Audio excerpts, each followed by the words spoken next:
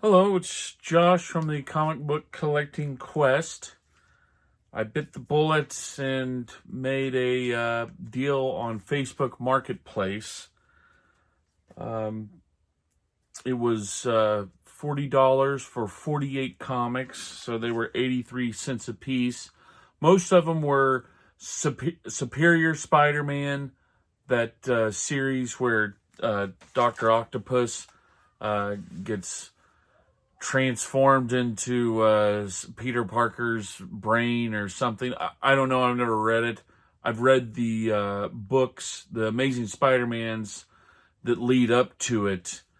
I read those 3 or 4 years ago, and it was pretty confusing. I think that was around like $6.99, $700, somewhere around there. I can't remember. But I did get 2 books in the haul worth selling.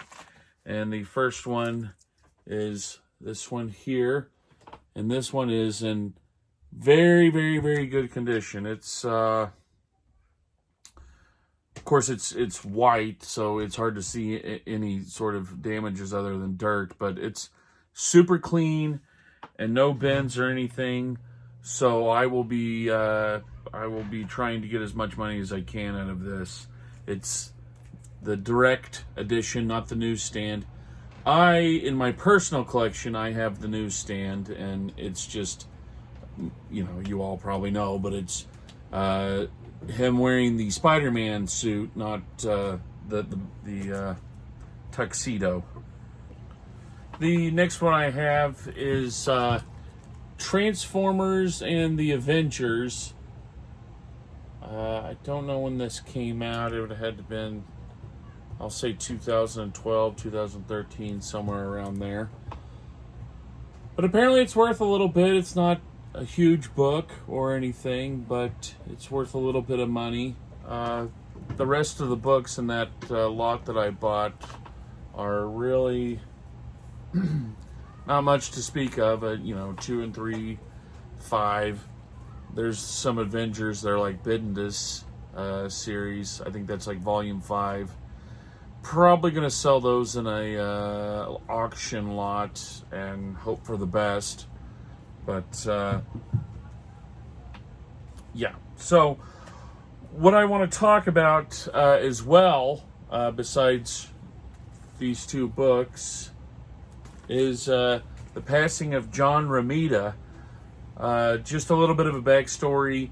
When I was 16 is when I really first started collecting comics. So that was 2000. Yeah, the year 2000, 2001. 2001, I think it was like the summer of 2001. I don't want to get too much into it, but I was really into Marvel at that time, and I was really into the Avengers, because that was a really good Avengers run there. That was like volume 3, and like the first issue of Avengers I bought, I can't remember the number off the top of my head, but it was the beginning of that Kang the Conqueror run. And when I first read that, I was like, holy crap, that was... Because I was into Japanese anime at the time. I was into Dragon Ball Z and Cowboy Bebop, and I don't think I was into Cowboy Bebop yet. Anywho, I really liked Dragon Ball Z at the time, and I read that first Kang book by Kurt Busiek, I guess is his last name. And I read that, and I was like, holy crap, this is exactly what I'm into. I was into girls too, but girls and comics, they don't mix. So, anywho, I was into Spider-Man big time back then as well, because that was a J. Michael Straczynski run, Straczynski, and it was like the very first of it. That was like the first Moreland issues, and it was the Totems. And whenever Spider-Man very first fought Moreland, keep in mind, this is like, I had never read comic books until then. So reading that Moreland fight, that first Moreland fight, that was epic for me. And So I never thought back then. I always read new books, and I would, always dream like, geez, can you imagine owning a Stan Lee Spider-Man? To me, that just seemed impossible. And this, I have to turn the camera up here a little bit, but this Days of Future Past, I can't, that X-Men up there, Days of Future Past, I had bought like an anthology of like the greatest Marvel comics of all time, and it was not the greatest of all time, but that, I can't, okay. For some reason, that is super hard to do. That book was in that anthology, and I just could never picture me owning it. I don't want to call it a grail. I hate that term. To me, I don't want to judge anyone, but my grail, I guess, is Action Comics #1. So, but I just could never imagine owning that book. Fast forward several years later, 17 or so, I still read comics, not consistently, but here and there. And then when the Walking Dead TV show came out, I really got into reading the Walking Dead books. I read 1 to like 112 or something. And I always do this, like, I watched the first 2 seasons of Walking Dead and was really into it, and read like issue 1 through 112, and then was done with it. And I really haven't watched Walking Dead since, or read anything after 112, 110, 112, somewhere around there.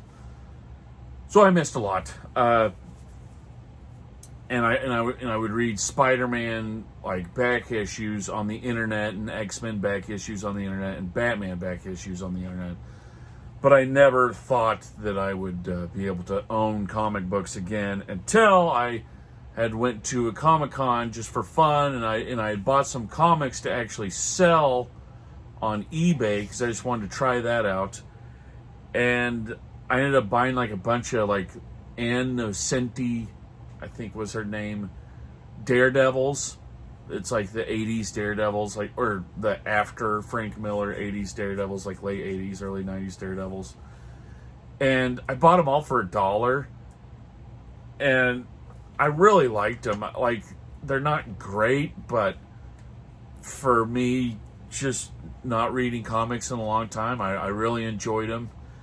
And I read that whole run until like he defeated Kingpin, and then it started. And then I didn't read anything else after that. So I bought those comics to sell, and I would sell a comic, and it was okay. But then it started to every time I sold a comic, it would hurt a little bit. Like, I wanted that, or I wouldn't like read a comic. And I would sell it like, I really wanted to read that. So one thing led to another, and I started collecting comics. So here I am 5 years later, and I've bought a lot of comics, and I've sold a lot of comics. I'm constantly buying and selling. It kind of sucks. I wish I had a bigger collection, but I'll get a decent sized collection, and then I'll just sell a bunch of it. So, I never sell anything I haven't read, except for now with the comic collecting quest, I'm starting to pick up stuff that I really don't care about. I don't care about that Avengers stuff. I do like Bendis. I like the Ultimate Spider-Mans. That was another one that I read when I was 16. The Ultimate Spider-Man Bendis run, I think I got in on it at like issue 6, and that was like one of the first Green Goblin. But as a 16-year-old who can't afford, or never thought they would be able to afford, the Stan Lee run, and then they're putting out this Ultimate Spider-Man every month, it was so good. Because I was getting my own little Spider-Man run without having to have the knowledge or access to the previous 300 Spider-Mans, or I guess it was 420 some Spider-Mans at that time. So anyway, like I said, fast forward to now, and I do own some Stan Lee Spider-Mans, and John Romita did the artwork on a lot of those, and he passed away this last week. So, long story short, I want to show off the Romita books I have of the Spider-Man run. I don't have a lot of them. I don't have any huge ones. What I want to avoid with my comic book collecting quest is I want to avoid having nothing but Batman and Spider-Man, because those two series are my favorite. If it was up to me, I would have nothing but Spider-Man and Batman. Well, that's not true, but I with the comic book collecting quest, I'm like, I can't just go out and buy nothing but Batman and Spider-Man, because I would. I love both of them. So, especially Spider-Man. So I'm going to show some John Romita books here. May he rest in peace. I guess he was 93 or something like that. So that's a very good long life. I hope we all live to be 93. So I definitely, wouldn't that be nice? So the first one here is I'm going to show some slabs. You guys always see them in the background. I'll tell the story of this one. I sent this one off. I didn't really look at it. I was so paranoid that I was gonna damage it or something. It's kind of a pretty copy. Sent it off, and it was missing page 16. So a book that could and should be worth a little bit of money is not really worth that much at all. But I have it in my collection, and I will never, I'll sell it one of these days, but I won't sell it too quickly. Next one here is, I got these fairly recently. I got these last year, something like that, and sent them off last year. Stan Lee, John Romita cover, John Romita, Don Heck, and Mike Esposito artwork. First Gwen Stacy cover, and this is also has a Kingpin appearance.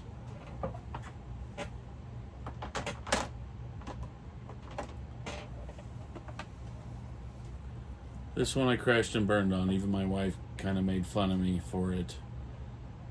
I bought this in December, and I thought that it was in much better shape than it is. I don't know what I was thinking. I thought it would be like a 5560, but it's a 40. It is complete. It's got the new label on there. And then I've got this Planet Comics here. It's a 30. It's not in that bad a shape, but like it's faded. The spine's kind of beat up. And it's a 30, and this is a 40. I don't know. I think whoever graded me was a little strict, but it's fine. I'll take it. Here we are here, another John Romita classic cover. This is John Romita cover and art.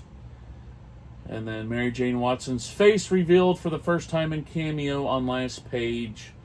Second appearance of the Rhino. I like that story a lot. It's J. Jonah Jameson's son comes back from space and has to wear that suit to get used to being back from space. And then I can't remember why. I think J. Jonah encouraged him to take down Spider-Man or something.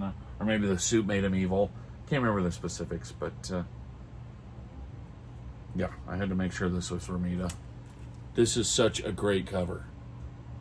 Falling down an elevator shaft.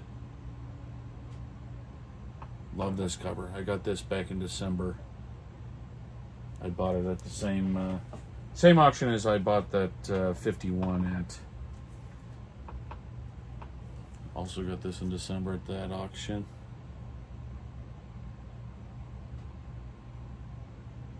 What a great artist. He did Romance for DC, I think, before he did Spider-Man. I wish I had some of those. I do not. I will one day.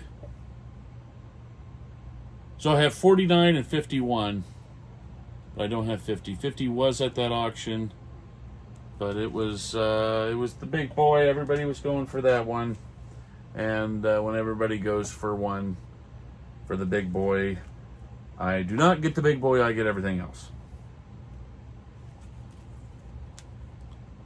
It's a pretty good story. I think this is like second appearance of the Chameleon. I'm not sure, but I think it is. It's a really good story. You know, Chameleon. He's the original Spider-Man villain. For some reason, when I looked at this earlier, I didn't think it was Romita, but whoever sold it to me says it's Romita. And why wouldn't it be Romita? But I guess the colors look weird, but he didn't do the colors.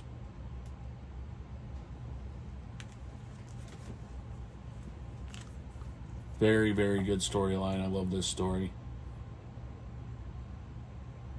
Yeah, I'd love to have, wouldn't we all? I'd love to have the complete Spider-Man run. I've got a little bit of it, but not a lot. And obviously the first 100 are the toughest ones to get. This one, it's got the $50. I think I did pay $50 for it. I overpaid for it, but it's got a date stamp there, October 11th, 1967. And that's a good story too. And when I decided to start collecting comics again, this was like these next three comics were the first ones I got. So, and I got them back before COVID, when you could buy comic books.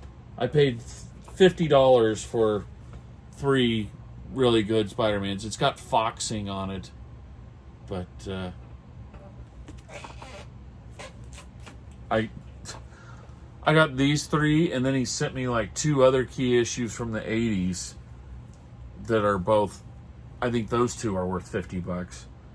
So I wish I could remember. I wish I could remember who sold them to me, because it was a really good seller. Pre-COVID, really good seller. This is the first cover of Mary Jane.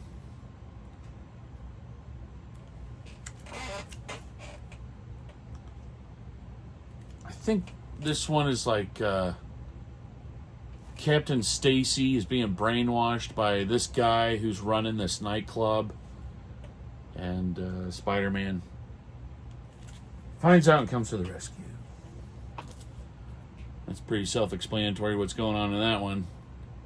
It's J. Jonah Jameson up to it again in the Spider Slayer, out to kill Spider-Man. So I don't know if you count this one. I think this cover is Gil Kane. But I opened it up and it said Gil Kane and John Romita. But it didn't say that John Romita had anything to do with the cover, and it didn't say Gil Kane had anything to do with the cover. But it looks very Gil Kane. Like, because Gil Kane always has these, he always has these angles. He's always doing, different perspectives. There's a channel on YouTube, Graphic Man, does not like Gil Kane. It's pretty funny. I do like Gil Kane. I think everybody but Graphic Man likes Gil Kane. John Romita, again. Can't really remember that story, but there's been some kid way back in the day, probably reading this at school, thought it'd be funny to put red eyes in Spider-Man. Thank you, sir. Thanks, Grandpa, for ruining the Spider-Man way back in the day. And sadly, the last Romita cover I have is the the Medusa. And this is, what a great one this one is. What a good one to end on. He was really, really good at drawing women. Not to mention gotta love I just love everything about it. So good. All right, so yeah, I'll post those 2 books on the old eBay and hopefully get them sold. Only 83 cents a piece.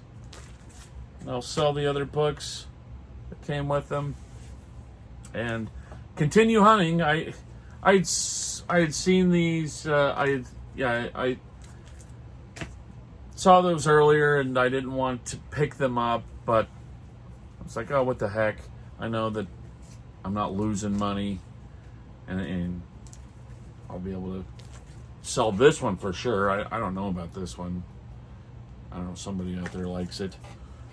People like the Avengers and Transformers, right? So, anyway, thank you, and have a good one. Ah!